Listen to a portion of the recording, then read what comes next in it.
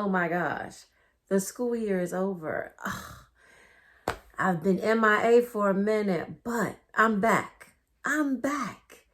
I have been putting out positive vibes, hoping your school year is going great.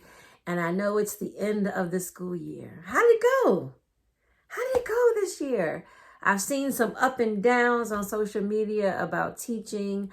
Some teachers excited about the next school year and others ready to hit the road. So I'm trying to help those who are in it and who are trying to hit the road. They need you. We need you. So this is Teach, Love, Shine. Tip number 11, MJ here. I missed you guys so much. Thank you, those people who have been subscribing and who have been saying they've been looking at the videos. I appreciate you. So this tip and this episode is talking about the year. How did it go? Thinking about next year and actually enjoying what's happening already. Right now and getting ready for the summer. I know a lot of you are already out of school and some of you, this is your last week of school. So let's talk about the school year. All right, teach. All right, so let's start with teach. So what I want you to do is think about how you would rate the school year on a level of from 3 to 1, 3 being the best and 1 not being so great. So let's think about this. How would you rate this school year? I'm sure you might be able to rate certain parts of the year different, but let's think about the school year overall. So would you rate your school year a 3? The best year ever. Everything was going well. Your kids learned. You could tell that they had and made some growth, that you really enjoyed this school year. You really enjoyed this group of students, your colleagues' best year ever.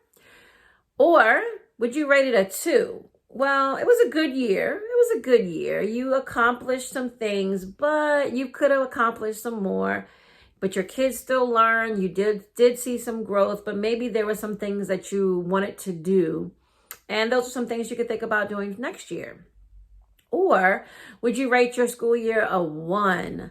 The year was okay, but didn't go as planned. So I want you to think, how would you rate this school year? Rate it in the comments. Tell me what your number is and tell me why you would rate it that way.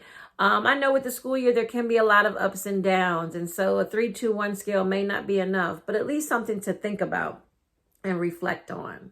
All right. Love.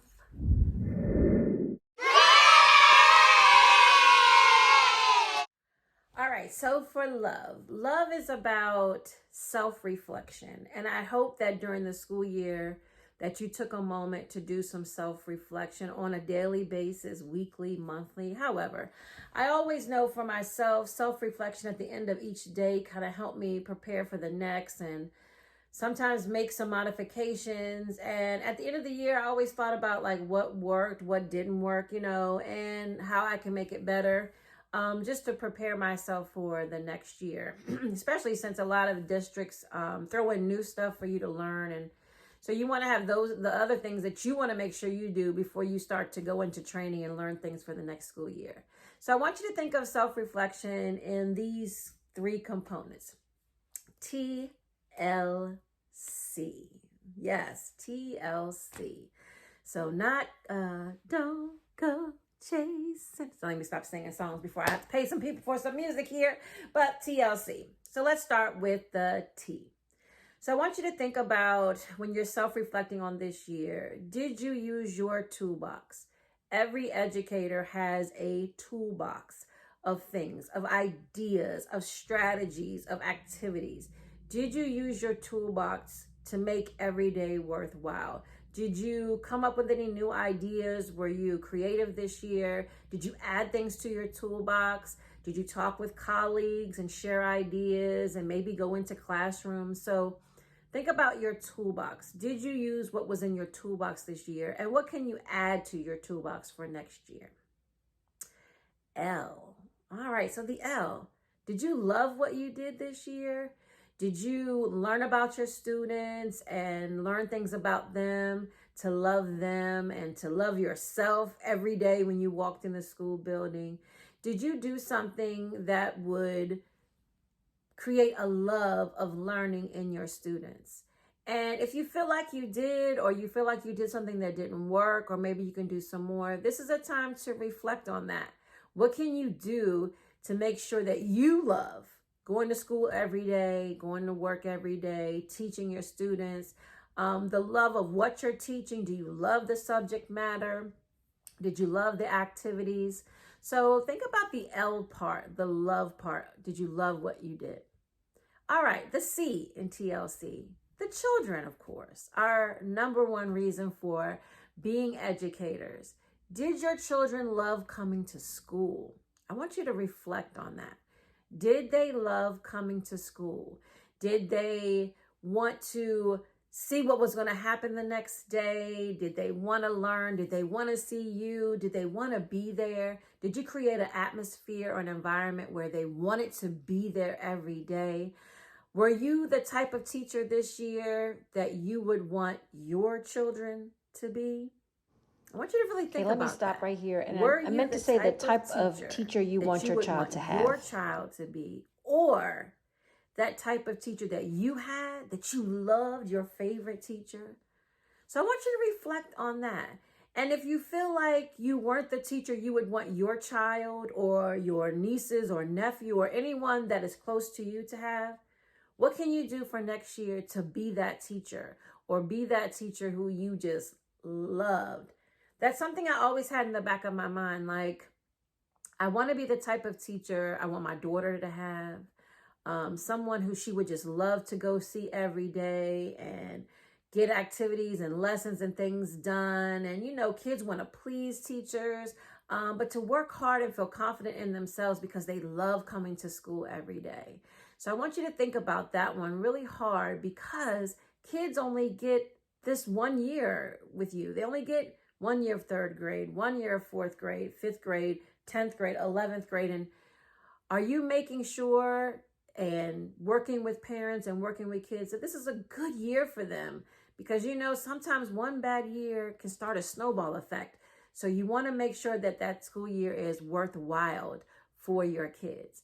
Now, it's always good to really do a lot of this self-reflection at the end of the day, but at the end of the school year, this is really, really time to think about. So really think about those TLCs. Shine.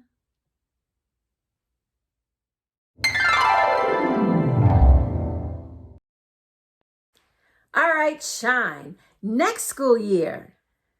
Wait a minute. I know she just didn't say next school year. I mean, we have summertime and it's time to relax. Wait a minute. Hold up. Next school year.